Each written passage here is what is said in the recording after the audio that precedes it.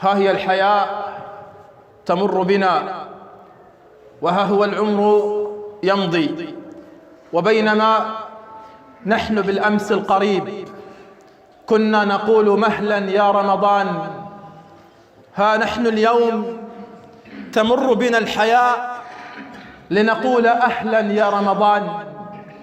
وإذا مد الله في أرواحنا سنقول أيضا مهلا يا رمضان. حياة ودنيا تجري مجرى السحاب، وهي تسعى بنا إلى يوم الحساب.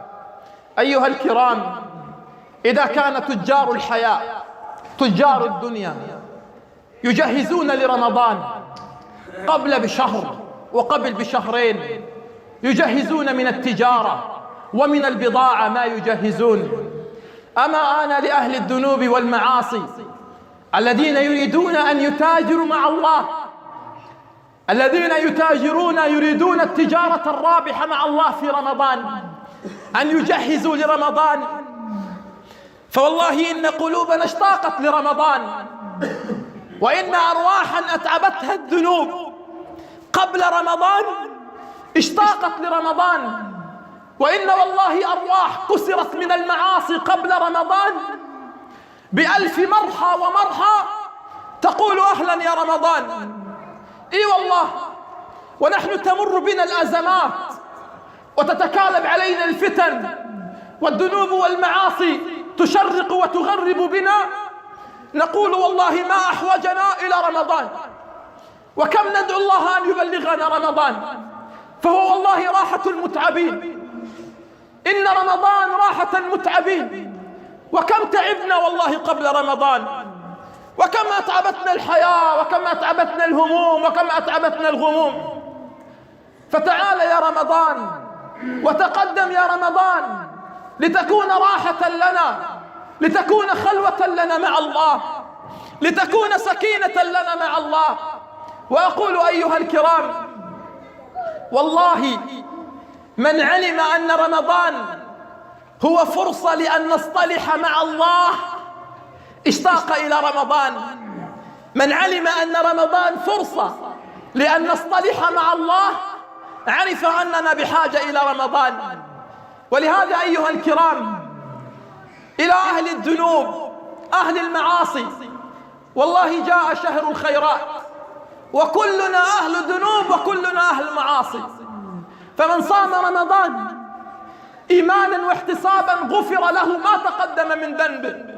نريد أن نستقبل رمضان بقلب عمر الذي جاءه رجل من أذربيجان يريد مقابلة عمر أمير المؤمنين، فوصل في الليل فظن أن عمر أمير المؤمنين في هذا الوقت نائم، فقال أذهب إلى المسجد النبوي وأجلس فيه وأنتظر حتى يأتي الصباح فأقابل عمر. فذهب إلى المسجد النبوي وجلس فيه، وإذا به يسمع رجل ينادي ويصرخ بأعلى صوته، ينادي في ظلام الليل في المسجد النبوي، يقول يا رب هل قبلت توبتي فأهنئ نفسي أم رددتها فأعزيها؟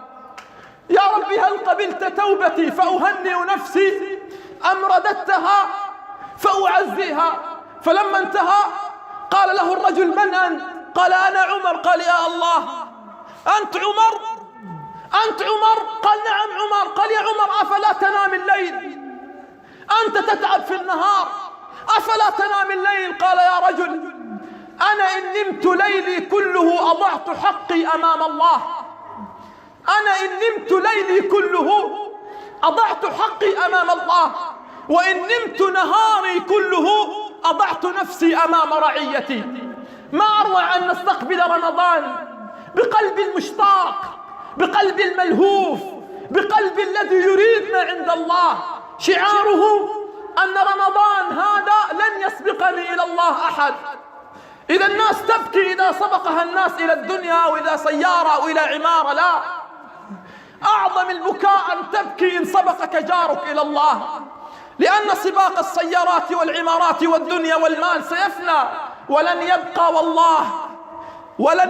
والله إلا السباق إلى الله. دقوا باب رمضان بقلب المشتاق، دقوا باب رمضان بقلب محب، دقوا باب رمضان بقلب منكسر إلى الله، وقولوا أهلا يا رمضان، لن يسبقني فيك أحد إلى الله، لن يسبقني فيك أحد إلى الله. وأقول في الختام أيها الكرام، سئل ابن مسعود رضي الله عنه، قيل يا ابن مسعود كيف كنتم تستقبلون رمضان؟ كيف كنتم تستقبلون رمضان؟ قال والله ما كان الواحد منا، اسمع أيها الحبيب، والله ما كان الواحد منا يجرؤ على أن يستقبل رمضان وفي قلبه حقد على مسلم. والله ما كان الواحد منا يجرؤ على أن يستقبل رمضان وفي قلبه حقد على مسلم. ماذا لو رأى ابن مسعود رجال يضعون آباءهم في دار المسنين؟ ماذا لو رأى ابن مسعود رجال لا يكلمون أخواتهم أو خالاتهم أو آبائهم أو يعقون أمهاتهم؟ ماذا لو رأى ابن مسعود أن هناك رجال ينتظرون رمضان وقد أكلوا حقوق أخواتهم في الميراث؟ ماذا لو علم ابن مسعود أن هناك رجال يدقون أبواب البنوك على أبواب رمضان ليأخذون القروض الربوية ليعلنوا الحرب على الله وعلى رسوله؟ ماذا لو علم ابن مسعود أن هناك من الناس من يستقبل رمضان وهو يأكل حق الأيتام وهو يأكل حق الصغار؟ ماذا لو رآنا ابن مسعود ورأى دنيانا ورأى حياتنا كيف نستقبل رمضان؟ مصيبة والله، مصيبة أن يأتي رمضان إلينا أبيضا ناصعا ونستقبل رمضان بقلوب سوداء. مصيبة والله أن يأتينا رمضان الذي كان الصحابة يرحبون برمضان ويسألون الله أن يبلغهم رمضان قبل قدومه 6 أشهر، ويبكون على فراقه الدم بعد فراقه 6 أشهر. ومن الناس من يأتيه رمضان وهو لا يكلم أخوه، لا يكلم جاره، وقد أكل حق هذا وظلم في المحاكم هذا وصنع هذا وصنع هذا. مصيبة والله. لو عبدنا الله ليل نهار وصمنا رمضان كله وحججنا بيت الله الحرام وفي رقاب العباد علينا حقوق، اعلموا أن الله سبحانه وتعالى لن يبلغ تلك العبادة إلى السماء السابعة. نسأل الله سبحانه وتعالى أن يسلمنا إلى رمضان